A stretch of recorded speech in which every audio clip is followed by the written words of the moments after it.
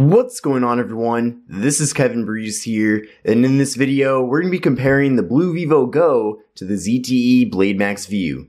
So without further ado, let's get started. Now, these two devices have both recently been launched by their respective brands. They're also both available factory unlocked. However, with the BLU Vivo Go, you're limited to just GSM carriers. But with the ZTE Blade Max View, you can use this on Verizon in addition to all the GSM carriers. Now, the BLU Vivo Go is available for $79.99, and currently, because it's on sale, the ZTE Blade Max View is available for $169.99.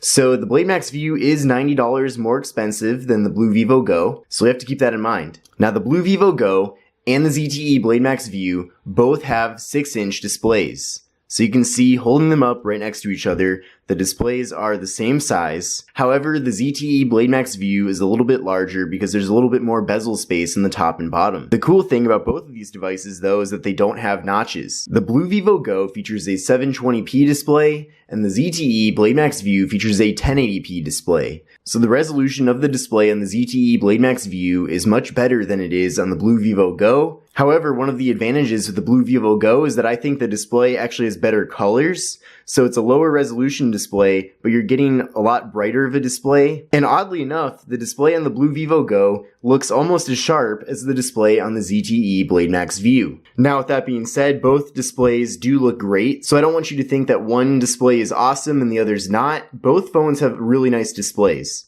On the BLU Vivo Go, we have a 5 megapixel front-facing camera with a flash, and on the ZTE Blade Max View, we have an 8 megapixel front-facing camera, but no front-facing flash. The BLU Vivo Go comes with 16 gigabytes of internal storage, with the ability to increase that with an SD card. The ZTE Blade Max View has double the amount of internal storage with 32 gigabytes of internal storage, and it also has micro SD card expansion. Neither of these two devices are compatible with wireless charging, but they both have fingerprint sensors on the back. On the BLU Vivo Go, we have an 8 megapixel rear-facing camera with a secondary 0.3 megapixel camera.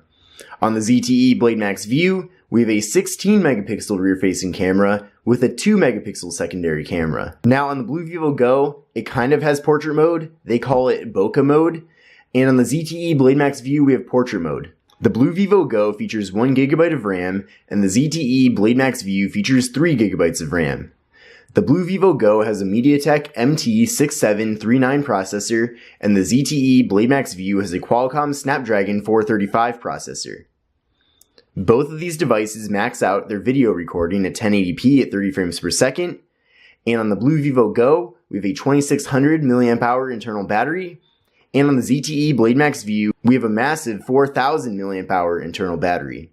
Now, the BLU Vivo Go, out of the box, runs Android 9 Pie Go Edition, and the ZTE Blade Max View currently runs Android 7.1 Nougat, and we don't know for sure when or even if the ZTE Blade Max View will be updated to a newer version of Android. The good thing, though, is that both of these devices have the ability to run every application in the Google Play Store, assuming that it's compatible with the internal specifications.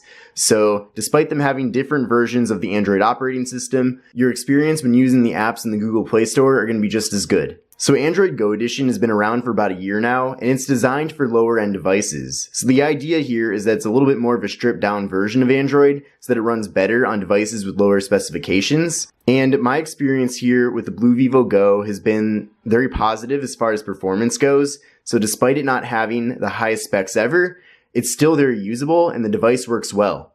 In addition to that, you get these special Go optimized applications. So we have like Google Go, Gmail Go, Assistant Go, Maps Go. And the idea here is that these specific Go versions of the apps are kind of stripped down and they don't take up as much installation space, which is good because this device only has 16 gigabytes of internal storage. Now, if for some reason you want a more advanced version of Google Maps, you always have the ability to skip Google Maps Go and just go to the Google Play Store and download the regular Google Maps. So like I mentioned before, both devices feature a 6-inch display with 720p on the BLU Vivo Go and 1080p on the ZTE Blade Max View.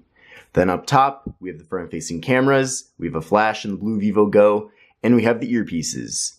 Now, taking a look at the left side here, on the BLU Vivo Go, we have a special button that is actually a toggle button for accelerate or power saver mode. We also have the volume rocker, and that's it.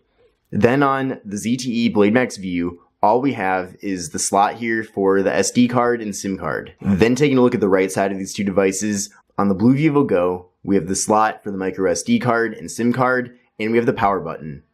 Then on the ZTE Blade Max View, we have the volume rockers and the power button. On the top side of the BLU Vivo Go, we have the micro USB port, and we have the 3.5mm headphone jack.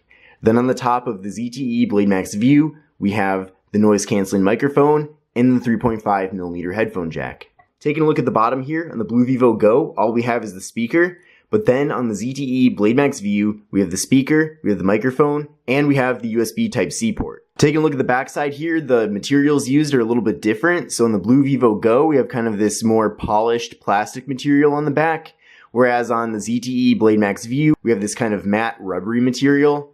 Now for me personally, I kind of actually like the material on the BLU Vivo Go because I feel like the material on the ZTE Blade Max View kind of soaks in sweat and grease and stuff, and it just never looks clean. I do like the way it looks though, the fact that it has this matte material. I'm just not a big fan of how it soaks in grease. But on the back side here, we have the cameras, we have the fingerprint sensor, and we have the logos for the two different brands. Let's now do a speed test between these two devices using some commonly used applications.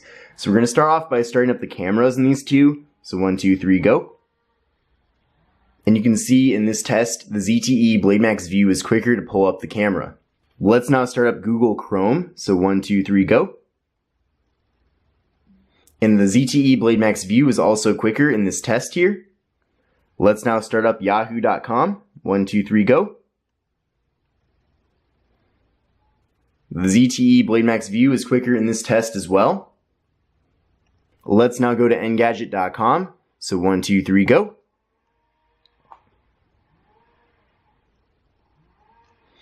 And the ZTE Blade Max View is slightly quicker in this test here. Let's now start up this article. So 1, 2, 3, go. And the ZTE Blade Max View is also quicker in this test. Now what's awesome though is that if you're considering getting the BLU Vivo Go, you can see here that the performance isn't dramatically slower, despite it being $90 cheaper. So if you really want to get the BLU Vivo Go, I think you should be very confident about that purchase, knowing that the device is pretty competitive with the device that's a lot more expensive. But I hope you enjoyed this comparison between the BLU Vivo Go and the ZTE Blade Max View. If you'd like me to cover more details about either of these devices, then definitely let me know down in the comment section below. Take care and have a great day. Bye.